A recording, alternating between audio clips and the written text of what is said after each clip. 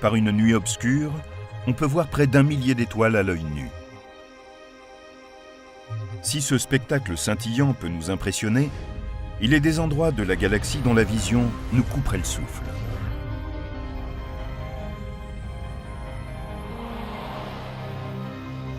Imaginez le Soleil à la limite d'un amas géant composé de millions d'autres soleils qui occupent le ciel d'un horizon à l'autre.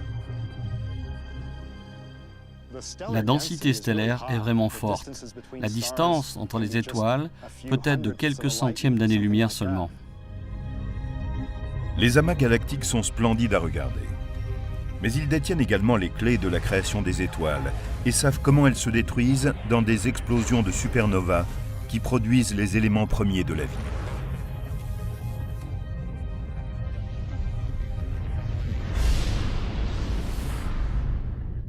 Notre recherche d'amas cosmiques commence non pas à travers la lentille d'un télescope, mais depuis l'habitacle d'un vaisseau spatial interstellaire. Nous avons pour mission de traverser la galaxie et de découvrir pourquoi ces amas sont aussi précieux, pourquoi ils constituent des indices qui peuvent nous permettre de résoudre les mystères des étoiles. Notre première étape, les Pléiades, est le plus célèbre de tous les amas d'étoiles. Il est situé à 440 années-lumière de la Terre. Connu depuis l'Antiquité, il comprend 1 millier d'étoiles. On peut en voir quelques-unes depuis la Terre. Les Pléiades sont appelées les 7 sœurs. C'est un groupe d'étoiles brillantes que l'on aperçoit l'hiver dans le ciel. Mais en vérité, seules 6 étoiles sont facilement décelables. Tout le monde peut en voir 6, et ceux qui ont une vue vraiment excellente peuvent aller jusqu'à 9 ou 10. Mais j'ai rarement rencontré quelqu'un qui ait vu avec précision cette étoile. Dans l'Antiquité, une des étoiles était peut-être considérablement plus brillante qu'aujourd'hui, mais depuis, elle a faibli, et on ne peut plus voir que 6 étoiles. En fait, il y a des centaines d'étoiles dans les Pléiades, peut-être plus d'1 millier. Nous tournons autour des Pléiades à la recherche d'indices qui pourraient nous révéler les secrets de l'univers. Car les amas détiennent des clés pour comprendre comment sont nées les étoiles, comment elles vivent et meurent, les secrets de leur création. Comme dans tous les amas, nous voyons que les étoiles des Pléiades sont tellement proches les unes des autres qu'elles sont pratiquement toutes à la même distance de la Terre. Bien sûr, les étoiles d'un amas ne sont pas exactement à la même distance de nous, mais elles sont tellement éloignées que les différences de distance sont vraiment très légères et sans conséquence. C'est comme si on regardait un stade plein de spectateurs depuis un petit dirigeable situé en hauteur. Depuis cet engin, les spectateurs sont tous à peu près à la même distance. La majeure partie de ce que nous savons des étoiles, leur taille, leur poids, leur âge, vient de ce que leur luminosité nous inspire. Mais on ne peut pas juger de la véritable luminosité d'une étoile sans savoir à quelle distance elle se trouve. C'est là où l'amas entre en jeu. Le fait que toutes les étoiles d'un amas soient à la même distance de la Terre est important. Cela nous procure un échantillon d'étoiles qui nous permet d'en voir la luminosité réelle. Si nous n'avions pas la certitude qu'elles sont toutes au même endroit, nous ne saurions pas si nous regardons une étoile très brillante mais éloignée ou une étoile plus faible mais plus proche de nous. C'est impossible à dire, mais dans un amas, on peut le déterminer. Ce sont les mêmes règles qui s'appliquent aux étoiles dans le ciel et aux voitures sur la route. Nous avons ici 2 voitures de même marque et de même modèle. Ainsi, nous savons que les phares de chaque voiture diffusent exactement la même lumière. De là où je suis ici, les phares d'une voiture ressemblent à ceux de l'autre, c'est évident. Mais maintenant, ces voitures vont imiter les étoiles dans l'univers. Elles sont semblables, mais à des distances différentes. Ok, Amy, recule.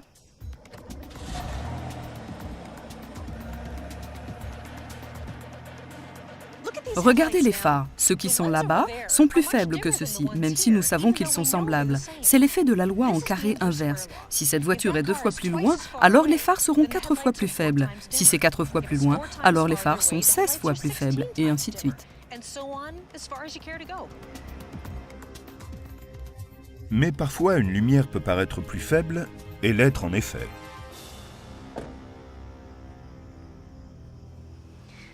Cette torche et ses phares sont tout comme les étoiles d'un amas. La torche juste à côté du phare semble plus faible, et c'est parce qu'elle est plus faible et non plus éloignée. Dans un amas, une étoile pâle à côté d'une étoile brillante semble plus pâle parce qu'elle l'est en elle-même, et non parce qu'elle est plus éloignée.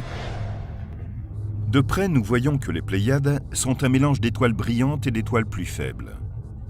Et cette grande variété d'étoiles dans un amas, toutes à la même place, permet aussi de résoudre l'énigme de l'évolution stellaire. Les amas stellaires nous ont réellement permis de comprendre le parcours des étoiles, comment elles vivent et meurent. Formons une hypothèse. Si un extraterrestre voulait apprendre la façon dont les humains vivent et meurent, et qu'il n'ait que 30 secondes pour nous observer, il filerait vers la Terre et prendrait des images de millions d'humains. Et même s'il ne pouvait pas observer la vie et la mort d'un seul humain avec ces images de groupe, il pourrait en déduire notre histoire. Il aurait regardé des bébés et aussi des gens âgés. Un amas stellaire est simplement comme un instantané dans le temps, mais il y a des étoiles qui sont à des moments différents de leur vie. C'est l'outil dont avaient besoin les astronomes pour rassembler les éléments de la vie stellaire. Nous savons que les plus grandes et les plus brillantes des étoiles sont les plus dangereuses. Aussi resterons-nous à distance. Voici des étoiles dont la devise pourrait être « vivre vite et mourir jeune ». Ce sont elles qui entrent en expansion et deviennent géantes avant de se transformer en supernova. Le danger guette même dans les amas aux noms séduisants comme la boîte à bijoux. Mais la prochaine étape de notre voyage est un lieu du ciel familier aux habitants de l'hémisphère nord. Nous sommes à 80 années-lumière de la Terre, à proximité de l'amas le plus proche de notre planète, la constellation de la Grande Ourse. En tournant autour d'elle dans notre vaisseau intersidéral, nous pouvons voir 5 des étoiles centrales qui forment la Grande Ourse. C'est ce qu'on appelle la Grande Casserole. Les humains ont remarqué qu'elles se déplaçaient ensemble dans le ciel. Dans la plupart des constellations, les étoiles sont complètement indépendantes les unes des autres. Elles ne sont pas liées sur le plan gravitationnel. En fait, les étoiles de la Grande Ourse se sont formées en même temps. Elles font donc partie du même ensemble. Avec le temps, le mouvement transformera la figure familière que composent ces étoiles. Nous observons la Grande Ourse pour approfondir une autre question sur les amas. Pourquoi certains sont-ils plus dispersés que d'autres? De forme irrégulière et en apparence disséminée, ils sont appelés amas ouverts. Un amas stellaire ouvert est un ensemble d'étoiles relativement lâches. Elles se forment dans les bras d'une galaxie en spirale, s'en éloignent progressivement, puis se dispersent. Les spécialistes pensent que toutes les étoiles naissent dans des amas. Mais avec le temps, celles des amas ouverts sont éloignées par l'attraction gravitationnelle d'autres étoiles qui passent par là. Cela signifie que la plupart des amas sont jeunes, car en vieillissant, les étoiles quittent les amas. Un amas d'étoiles est un peu comme ce tas de confettis dans ma main. La gravitation peu à peu éloigne les étoiles et disperse l'amas. Si je souffle sur ces confettis, je vais disperser ce petit tas. Allons-y. Maintenant, si ceci était un amas stellaire et non un tas de confettis, c'est la gravitation qui éloignerait peu à peu les étoiles, disperserait l'amas avec le temps, jusqu'à ce qu'il n'en reste quasiment plus rien. Ces jeunes amas sont très importants pour nous. En trouvant de nombreuses étoiles en un seul lieu, nous pouvons faire une sorte de sondage et comprendre le caractère commun ou rare des différentes sortes d'étoiles dans la galaxie. Dans la plupart des amas, on voit vite qu'il n'y a que quelques très grandes étoiles brillantes, un nombre plus important d'étoiles ordinaires, comme notre Soleil, et d'innombrables petites étoiles faibles, à peine visibles dans cette cohue. Mais à quel point sont-elles ramassées? Les étoiles des amas sont éloignées de plusieurs milliards d'années-lumière. Mais quand on intègre ces données dans l'ordinateur de notre vaisseau intersidéral, on découvre qu'elles sont plus proches que ce que nous connaissons. La densité des étoiles voisines du Soleil est d'un peu plus d'une étoile pour 50 années-lumière cubes. Dans un amas ouvert typique, il y aurait 500 étoiles dans le même espace. Nous ne sommes allés qu'une fois dans un amas ouvert. En revanche, nous avons parcouru tellement de fois la galaxie que nos étoiles sœurs peuvent être de l'autre côté de la Voie lactée. À quoi ressemblait l'existence du Soleil quand il faisait partie d'un amas? Pour le découvrir, nous décidons de nous rendre là où des étoiles se forment, dans un amas, en ce moment même. Nous nous dirigeons vers la nébuleuse d'Orion, à 1500 années-lumière de la Terre. Elle ressemble à une étoile un peu floue dans l'épée de la constellation d'Orion. Mais de près, c'est un éblouissant spectacle de lumière. La nébuleuse d'Orion est une des grandes nurseries stellaires que nous connaissons. En ce moment même, elle forme des étoiles. Si on traversait la nébuleuse d'Orion, on verrait un véritable bouquet d'étoiles, mais vers le milieu se trouvent 4 étoiles particulièrement brillantes. Elles forment une configuration appelée le trapèze. Et si on passait en vol près de ces étoiles, on verrait ces 4 étoiles brillantes toutes récentes et une foule de petites étoiles autour. Ce serait un voyage extraordinaire.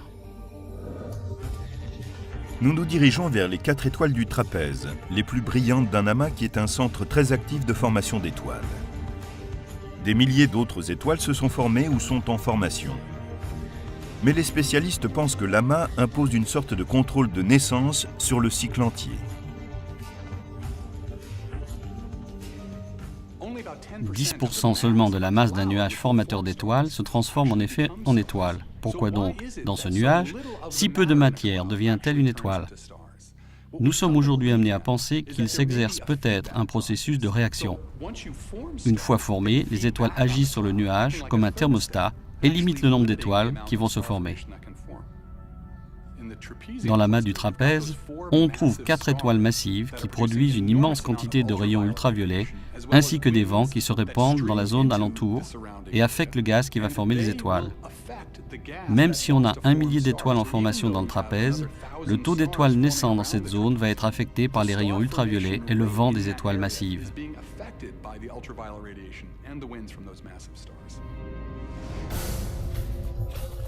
Si les nébuleuses sont les nurseries stellaires du cosmos, les amas sont les lycées où les étoiles vivent ensemble jusqu'à ce que la vie et la galaxie les séparent. Mais il est clair que tous les amas ne sont pas identiques. Nous allons maintenant en rencontrer certains. Ils font partie des endroits les plus extrêmes de toute la galaxie. Les étoiles y sont tellement massives qu'elles sont sur le point d'exploser et de plonger dans l'oubli.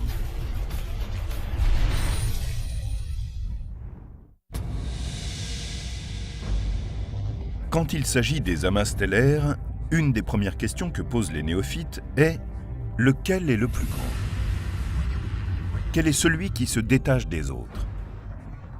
C'est comme lorsqu'on regarde une grande ville. On veut savoir quels sont ses plus hauts gratte-ciel, ses monuments les plus caractéristiques. Pour découvrir le plus extraordinaire des amas stellaires, il nous faut parcourir 10 000 années-lumière. Westerlund 1 est un super amas dont la masse est 100 000 fois celle de notre Soleil.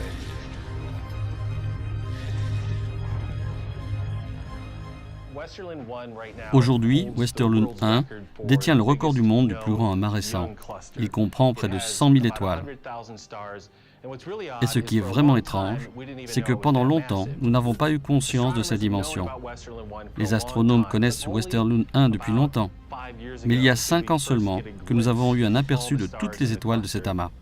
Nous avions enfin des détecteurs à infrarouge capables de percer la poussière de la galaxie située entre la Terre et cet amas. Les avancées récentes de l'astronomie infrarouge ont permis de découvrir une zone de 6 années-lumière de diamètre où s'entasse une population très nombreuse d'étoiles. Les plus grandes et les plus lumineuses sont des monstres galactiques, des étoiles supergéantes de différentes tailles et couleurs qui vont du bleu au rouge et même au jaune. La phase de supergéante bleue et celle de supergéante jaune et rouge représentent des phases de la vie d'une étoile massive. Elles commencent bleues, puis deviennent rouges, et dans certains cas, elles vont et viennent entre bleu et rouge. Si les couches extérieures sont enlevées, on peut voir la profondeur du matériau plus chaud. Entre les phases rouges et bleues, elles sont jaunes, et c'est ainsi que nous les appelons des supergéantes jaunes. Le Soleil, souvent considéré comme une étoile ordinaire, est minuscule par rapport aux supergéantes, de quelque couleur qu'elles soient. Prenons notre Soleil, dont le diamètre est plus de 100 fois supérieur à celui de la Terre, et supposons qu'il soit réduit à la taille de cette petite tête d'épingle jaune de moins de 3 mm de diamètre. Nous réduisons donc considérablement la taille du Soleil. Eh bien, à cette échelle, les plus grandes étoiles, les supergéantes rouges, seraient à peu près de la taille du dôme du télescope qui est derrière moi. Elles sont énormes comparées au Soleil, alors que le Soleil lui-même est déjà énorme comparé à la Terre. Les étoiles supergéantes, qu'elles soient bleues, jaunes ou rouges, sont toutes appelées des étoiles massives évoluées. Cela signifie qu'elles ont consumé leur hydrogène, carburant nucléaire, qu'elles se sont transformées en géantes et peuvent éventuellement exploser en supernova.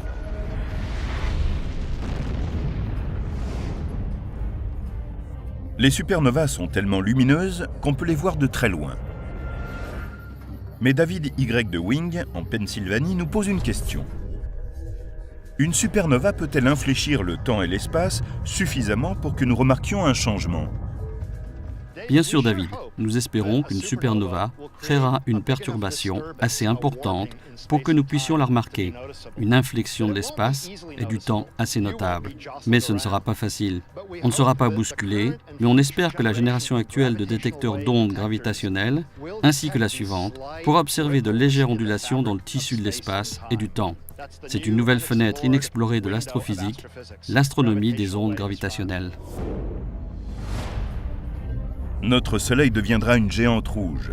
Il se développera assez pour engloutir l'orbite de la Terre, mais n'atteindra pas la taille de l'orbite de Jupiter comme les supergéantes et n'explosera pas non plus en une supernova. Les supergéantes d'un amas nous indiquent l'âge de cet amas. Ces étoiles incroyablement massives sont importantes parce qu'elles ont des durées de vie très courtes. Elles ne vivent que 5 ou 6 millions d'années. Donc, lorsqu'on voit une étoile massive évoluer, c'est qu'elle est proche de la fin de sa vie. On sait qu'elle ne peut avoir plus de 5 ou 6 millions d'années, car sinon, elle aurait déjà explosé.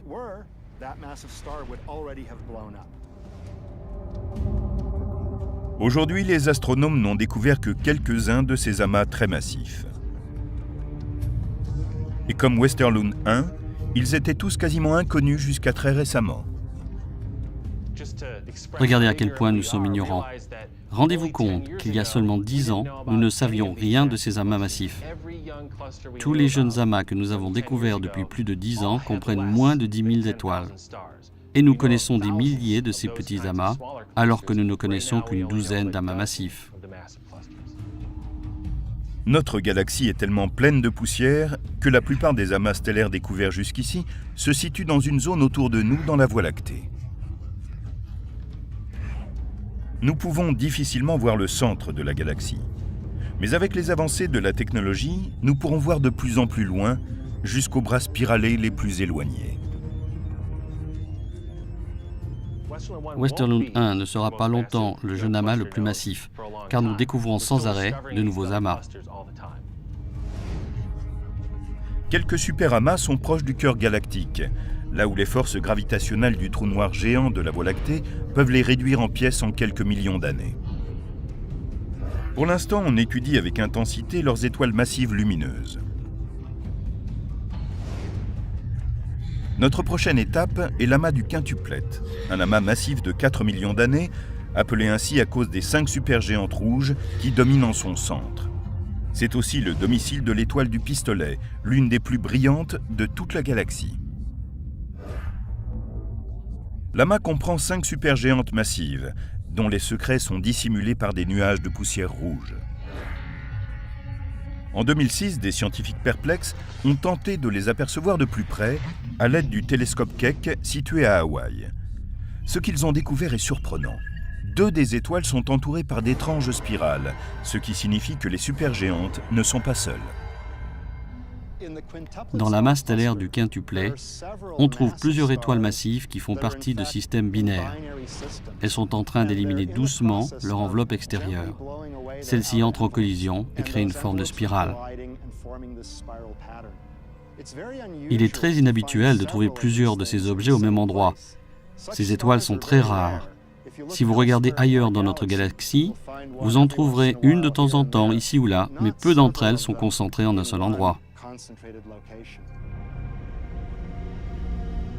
Ce n'est qu'une question de temps avant que celle-ci et certaines des centaines d'autres étoiles supermassives éclairent l'amas lorsqu'elles exploseront en supernova.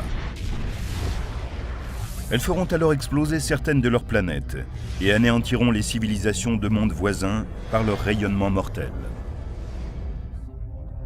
Des dangers similaires guettent à l'intérieur d'un autre amas proche du centre galactique. Celui-ci est l'amas des Arches, situé à 25 000 années-lumière de la Terre et à 100 années-lumière seulement du centre de la Voie lactée.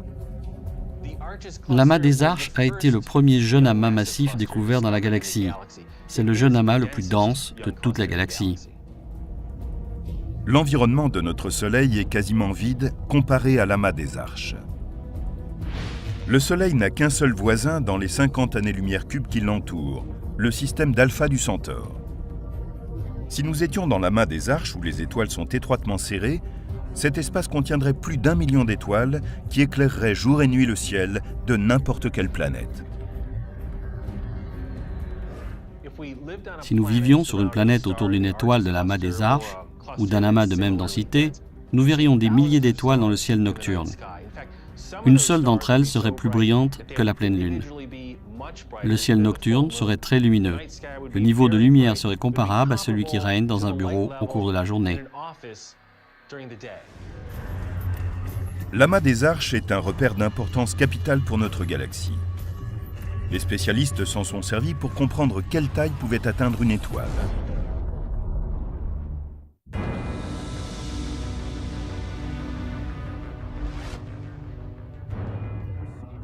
Notre recherche d'amas cosmique nous a conduit à celui des Arches, un des plus importants de notre galaxie. C'est ici que les spécialistes ont découvert à quel point une étoile pouvait être massive.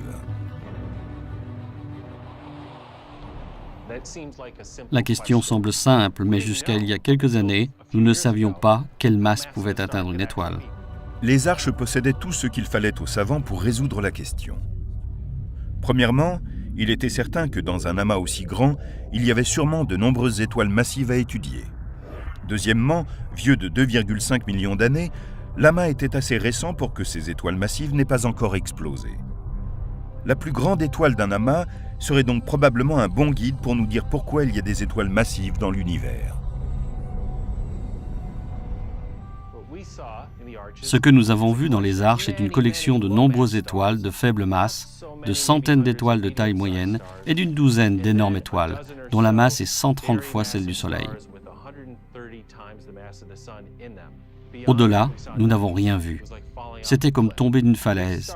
Si des étoiles ayant une masse environ 130 fois plus importante que la masse solaire peuvent naître et vivre, elles auraient été là, dans les Arches. Il semble donc que la nature ait fixé une limite à la masse maximum d'une étoile. Elle est sans doute de 130 à 150 fois la masse du Soleil. Quand on s'éloigne du très récent amas des Arches, on se dirige vers une partie très différente de la galaxie. Aux confins paisibles de la Voie lactée résident ses habitants âgés que sont les amas globulaires. Un amas globulaire, j'adore entendre ce mot. Une goutte, voilà exactement ce que c'est. Il y a souvent jusqu'à 1 million d'étoiles dans un grand amas compact. Ces éléments sont mystérieux parce qu'ils semblent très anciens. Il y a là certaines des plus vieilles étoiles de la galaxie. En fait, certaines sont tellement anciennes qu'elles sont quasiment aussi vieilles que l'univers lui-même. Les amas globulaires offrent une vision stupéfiante, mais c'est leur âge qui les rend aussi passionnants.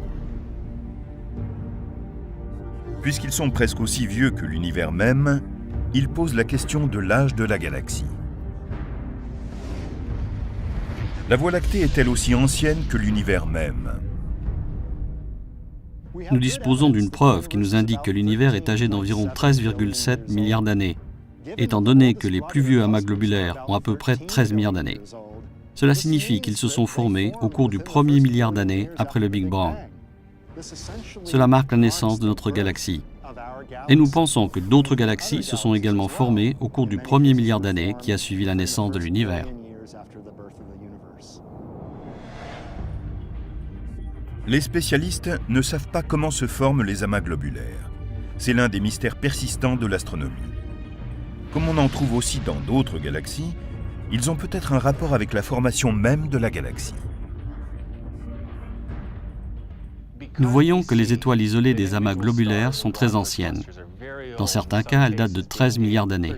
D'autre part, nous savons que les amas globulaires sont aussi anciens et qu'ils se sont créés au moment de la formation de la galaxie.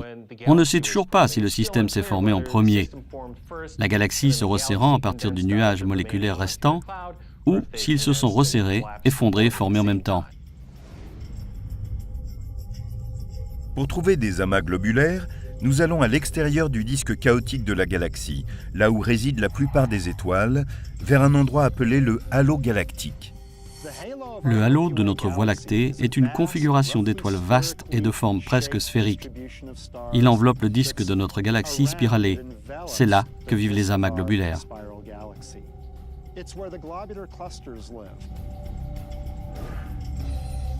De nos jours, il y a près de 160 amas globulaires connus, mais on pense qu'il y en avait autrefois beaucoup plus.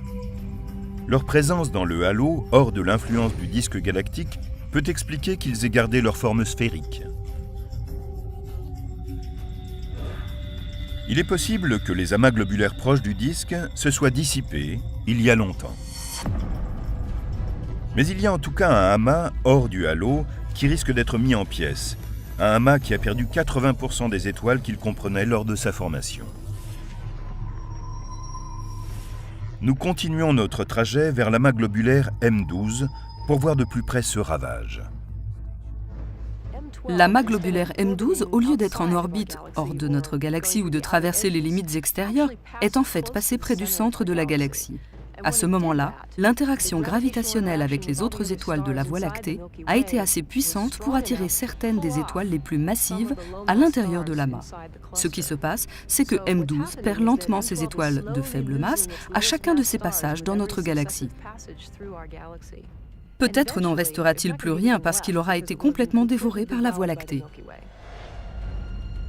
Pour l'instant, la plupart des amas globulaires sont encore très peuplés. Ils sont 60 000 fois plus denses en étoiles que notre environnement galactique.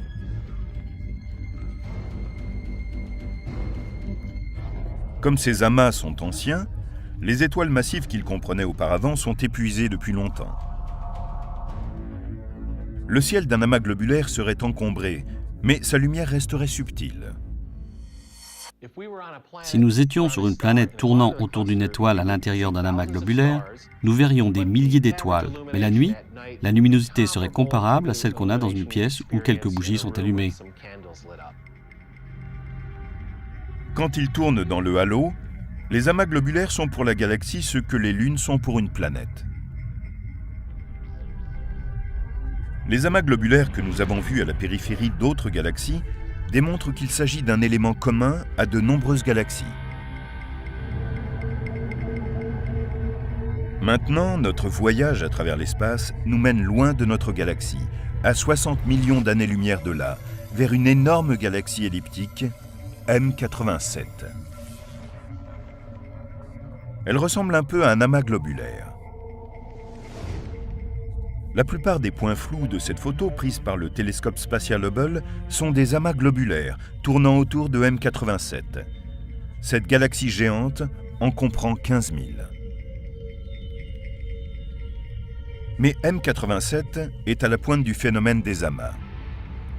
Elle est située au cœur d'un amas non pas d'étoiles, mais de galaxies, où nous allons voyager pour être témoins de la violence des systèmes d'étoiles géantes qui entrent en collision à des vitesses atteignant des millions de kilomètres/heure.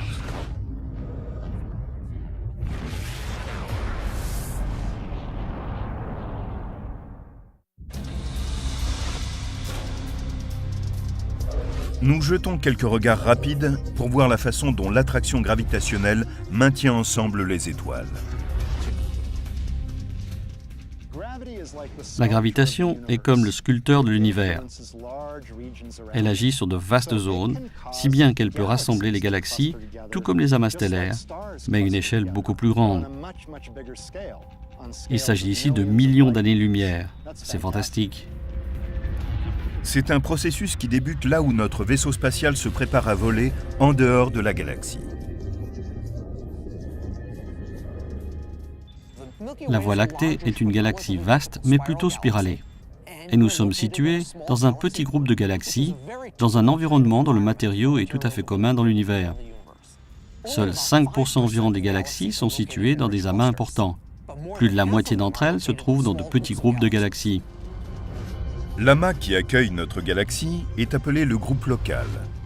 Un parcours de 3 millions d'années-lumière nous permet de dépasser deux de ses membres importants, la Voie lactée et M31, la galaxie d'Andromède. La galaxie du Triangle est la seconde en ordre de grandeur. Quelques dizaines de galaxies naines circulent entre elles. À l'intérieur d'un amas, les galaxies tendent à fusionner avec le temps, si bien que dans les 4, 5 ou 6 milliards d'années à venir, notre Voie lactée fusionnera avec la galaxie d'Andromède.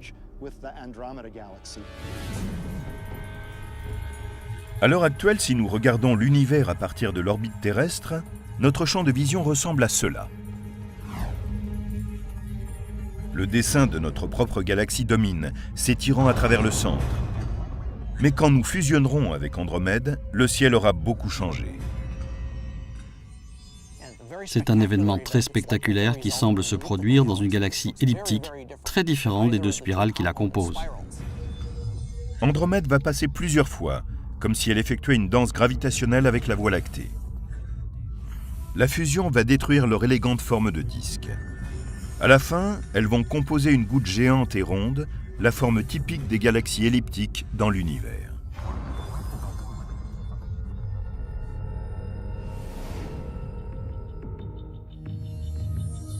Le groupe local est minuscule comparé aux grands amas galactiques de l'univers. Le grand amas le plus proche est la prochaine étape de notre voyage. Notre groupe local est à près de 60 millions d'années-lumière d'un amas beaucoup plus grand, l'amas de la Vierge. Celui-ci est constitué de milliers de galaxies et non de quelques dizaines seulement. Notre groupe local, l'amas de la Vierge et quelques autres amas font partie d'une structure encore plus grande appelée le superamas local. Ces amas sont des lieux de violence où des galaxies se déplacent à des vitesses incroyables. Il s'agit ici de plusieurs centaines de kilomètres par seconde, ou, en d'autres termes, cela serait quelque chose comme 1,5 million de kilomètres par heure. Nous allons nous rendre maintenant parmi ces amas géants aux vitesses fulgurantes pour résoudre le mystère des galaxies. Pourquoi certaines possèdent-elles des étoiles qui se forment dans les amas et d'autres non? La réponse se trouve dans le gaz galactique. Les galaxies sont parfois riches en gaz et parfois pauvres. Les galaxies riches en gaz tendent à former activement des étoiles, contrairement aux galaxies pauvres en gaz. Il s'avère que l'activité des amas de galaxies est un peu comme celle d'une zone de combat où ces vitesses extrêmes menacent d'étouffement les galaxies riches en gaz. La galaxie est étouffée quand une galaxie qui ne fait pas partie d'un amas s'en rapproche. L'attraction gravitationnelle de cet amas peut alors faire disparaître ou absorber le gaz de la galaxie. Celle-ci, qui manque alors de gaz, est incapable de former de nombreuses étoiles. Elle est étouffée. Et quand une galaxie s'enfonce profondément à l'intérieur d'un amas, elle affronte un problème qu'on appelle l'épluchage par pression dynamique, lorsqu'elle file à toute vitesse à travers le gaz léger qui flotte dans l'amas. En filant à travers ce gaz, la pression peut éplucher le gaz de la galaxie, ce qui la conduit à être dépourvue de gaz et donc à être incapable de former de nombreux amas stellaires. Si nous traversions l'amas à la recherche de gaz intergalactique, nous n'en verrions pas. Il est tellement léger que sur Terre, on penserait avoir un vide parfait. Mais si nous mettons en marche les détecteurs à rayons X de notre vaisseau spatial, le gaz apparaît comme une immense lumière étrange. Les galaxies que nous voyons à la lumière visible, en les regardant avec un télescope ordinaire, ne sont pas les seuls composants des amas galactiques. En effet, ce ne sont même pas les composants principaux. Le composant essentiel des galaxies est un gaz chaud et léger, réchauffé par les chocs subis au cours du processus de formation des amas. À présent, il est tellement chaud qu'il brille sous les rayons X et qu'il est complètement invisible à la lumière normale. Le gaz chaud exerce plus d'influence gravitationnelle sur l'amas que les galaxies que nous pouvons voir. Sa force de gravitation permet d'attirer les galaxies de l'amas vers un centre commun, si bien que quand nous regardons les amas galactiques, nous avons une vision de notre propre avenir. Au centre de l'amas, on trouve souvent une galaxie elliptique géante, résultat d'innombrables fusions provoquées par la gravitation, comme celle qui réunira la Voie lactée et Andromède.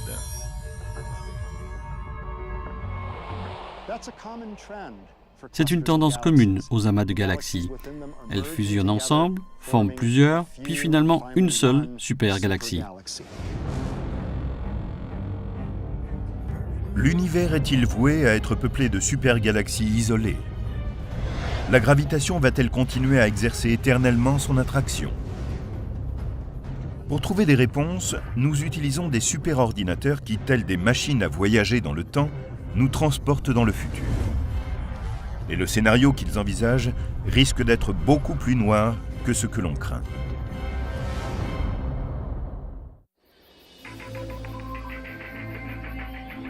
Nos plus grands télescopes et satellites d'observation nous envoient régulièrement des images stupéfiantes d'amas cosmiques.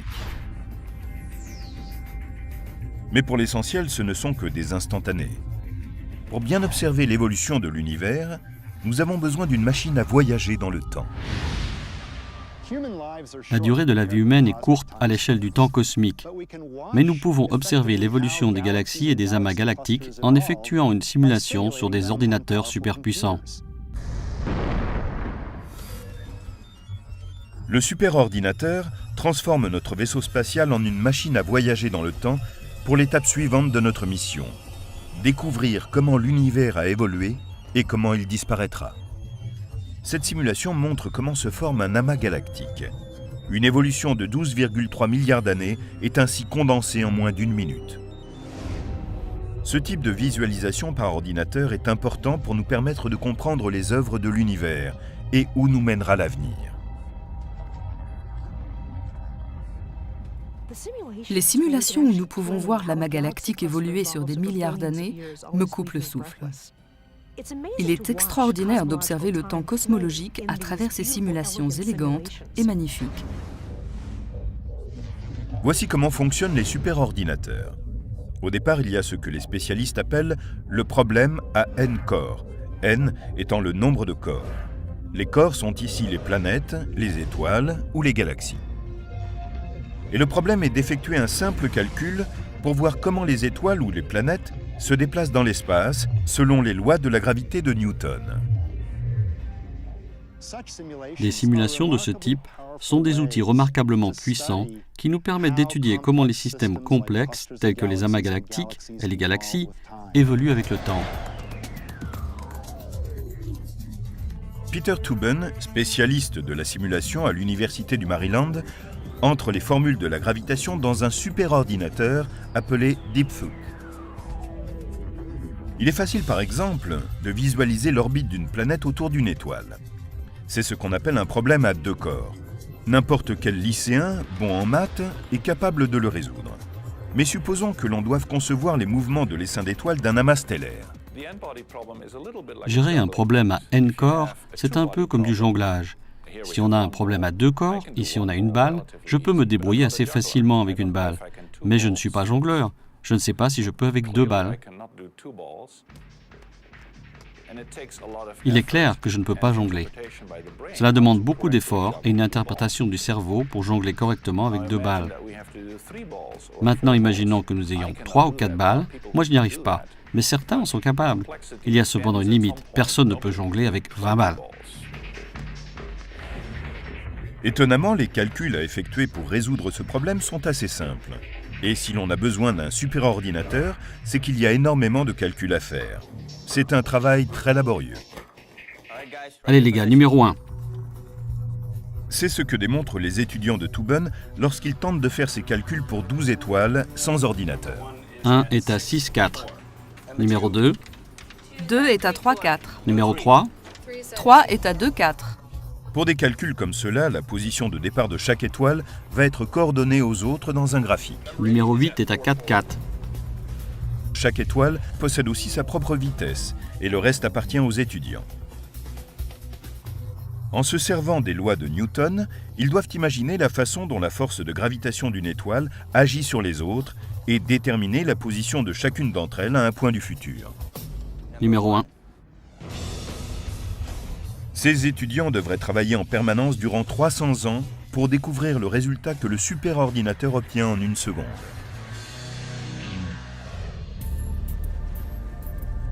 Les calculs sur les amas de galaxies montent en puissance et portent sur des millions, voire des milliards de corps. Les astronomes impatients de simuler le passé, le présent et le futur de l'univers ont la chance d'avoir des ordinateurs de plus en plus performants à leur disposition. À l'heure actuelle, les superordinateurs dont on se sert ne sont pas très différents des portables que vous et moi utilisons chez nous. La seule chose, c'est que nous les relions ensemble. Ils sont faciles à construire, peu onéreux, et il en existe beaucoup.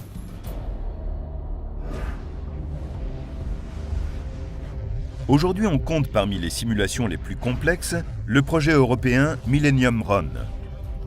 Les données de 10 milliards de galaxies ont été entrées dans un superordinateur qui fonctionne en continu pendant 28 jours, soit 343 000 heures d'utilisation du processeur. Il a obtenu un remarquable parcours en 3D à travers un espace de 2,4 milliards années-lumière. On voit des centaines de millions de galaxies s'agglutinant en amas le long de vastes plages de matière noire.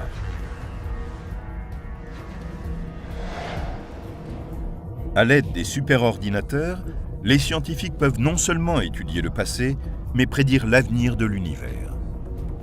Je trouve génial que nous puissions prendre les données que nous avons sur les conditions présentes et utiliser ces simulations effectuées par ordinateur pour prévoir l'avenir. Nous pouvons nous en servir pour extrapoler ce qui nous arrivera à la fin. Cette simulation commence avec la mousse quantique, laissée par le Big Bang, et nous emporte à travers 13 milliards d'années lorsqu'elle s'est entièrement condensée dans les amas de galaxies et les superamas le long du réseau de filaments et de vides, comme ceux que nous pouvons détecter aujourd'hui. Le phénomène cosmique de formation d'amas est ici mené à l'extrême par la force de gravitation. Mais celle-ci est contrebalancée par la mystérieuse énergie sombre qui entraîne au loin les amas galactiques de l'univers. Il y a 10 ans, des astronomes ont découvert que l'univers non seulement était en expansion, mais que cette expansion s'accélérait avec le temps. La gravitation va réunir les amas de galaxies uniquement au niveau local. Notre groupe local va se rassembler en une supergalaxie, mais toutes les autres galaxies de l'univers vont s'éloigner de nous à toute vitesse. Dans 100 milliards d'années, ce coin d'espace sera plongé dans l'obscurité.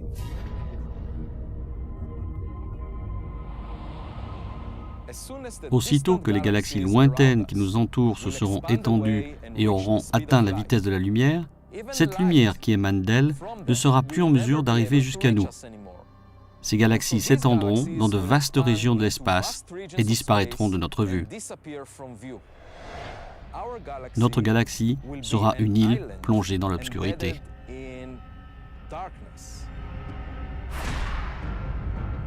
Des nuages de gaz continueront à se former dans les amas stellaires proches. Mais les astronomes du futur ne verront rien dans le ciel au-delà des limites de notre propre galaxie. Si le travail de nos chercheurs n'est pas conservé, rien ne permettra aux cosmologistes du futur de savoir qu'il y a eu un jour un Big Bang et une expansion cosmique. Rien ne pourra leur révéler ce qu'il y a au-delà de l'univers.